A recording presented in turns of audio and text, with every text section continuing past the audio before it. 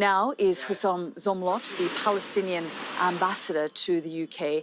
Ambassador, thank you very much for joining us on the programme. We've spoken a lot over the course of the last couple of years about all the issues, the ongoing bombardment, the famine, the starvation in Gaza, the suffering, the 67,000 or more people who have been killed. But just tell me your thoughts in this moment, because it is being described as a momentous breakthrough by President Donald Trump. Well, it is a big sigh of relief, Yelda, and not only we want to see a stop to all that you and I have been discussing over the last 2 years of this mass murder, mass destruction and mass starvation, unprecedented human suffering in real time. Not only we want to see an end to that, and we welcome this first step towards ending that, but we also want to make sure that shall never ever be repeated again, that our children are slain, 20,000 of them in front of the world. And to do that, we need to absolutely be hopeful but cautious, because Netanyahu has a record of violating ceasefire agreements. Remember January 19th, and remember the ceasefire with Lebanon. Has been violating it every single day. So we should be hopeful, but also cautious, and double down on the efforts to make sure this is an end to the aggression, an end to the genocidal war on our people in Gaza, and this will see unprecedented international help to help our people who are literally still starved, displaced, nowhere to go, to make sure that hostages are released, but there is an exchange of hostages and detainees, including Palestinian political leaders like Marwan Barghouti and Ahmed Saadat, making sure that we move swiftly to ensure that Gaza is inseparable from the West Bank. It's one territorial entity under one legitimate government, that is the PLO and the Palestinian government, and have the rest of the world helping us, the Palestinian people, govern ourselves, rebuild our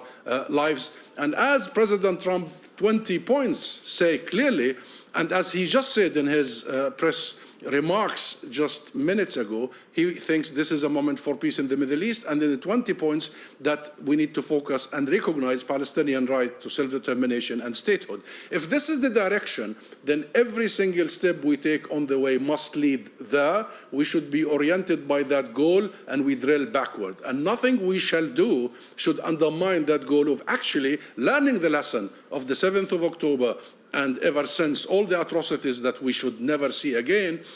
The one lesson is we must not just focus on the consequences, Yilda, but on the root cause, and that is the occupation and the colonization and the besiegement and the apartheid ended by a genocide.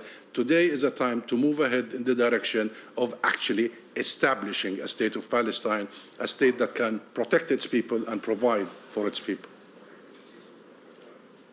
Ambassador Zomlot, you've often said that the solution is a two-state solution, and we'll get to that in a moment. The United States, Qatar have given reassurances to Hamas that should they release the hostages, that the bombing campaign in Israel by Israel will not continue. You've raised a number of points, including the release of the likes of Marwan Barghouti. Some of the things we're hearing is this is quite performative on Hamas's part, that they want to show to the Palestinian people that they're calling for the release of Marwan Barghouti, but in actual fact, they're not going to push very hard for that, and perhaps he isn't on the list, but that is just performative at this point on the part of Hamas. Just your response to that.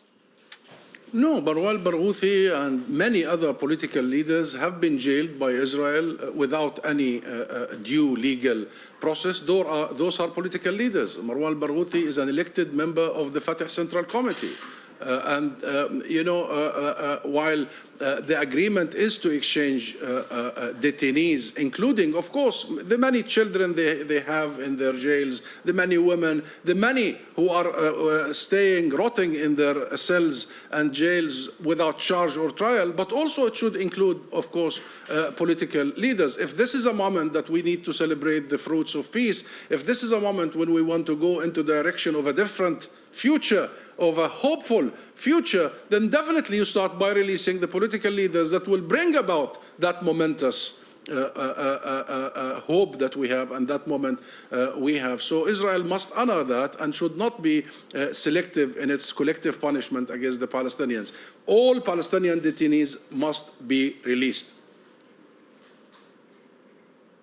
Ambassador Zomlot, on the point of Hamas not having any say over the governance of Gaza and disarming, do you believe that that is also going to happen? I mean, I've spoken to Hamas leaders in the past, their spokespeople. I've spent time with them in Gaza.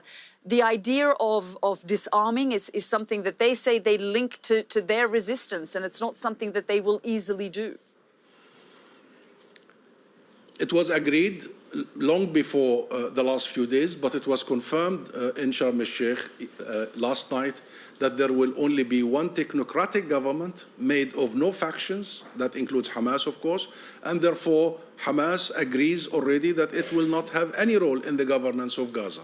The governance of Gaza will be up to the one entity that has the legitimacy and the jurisdiction to do so, which is the legitimate government of the state of Palestine, and that is the PLO and the government of Palestine. That government will have its security apparatus, its security forces, and other civil institutions, and that government will have to begin this unprecedented workshop to provide for our people, to heal our people, to rebuild their houses and their homes and their livelihoods and their schools and what have you, and hospitals, of course, but also to enforce law and order, one law, one government, one legitimacy, and one gun. Absolutely. And Ambassador, are those conversations currently being had with the Palestinian government, with the PLO, the conversations around this idea of one government and them, that these technocrats having a bigger say? Or are they currently being sort of left on the sidelines while these bigger powers have a conversation about the future of Gaza?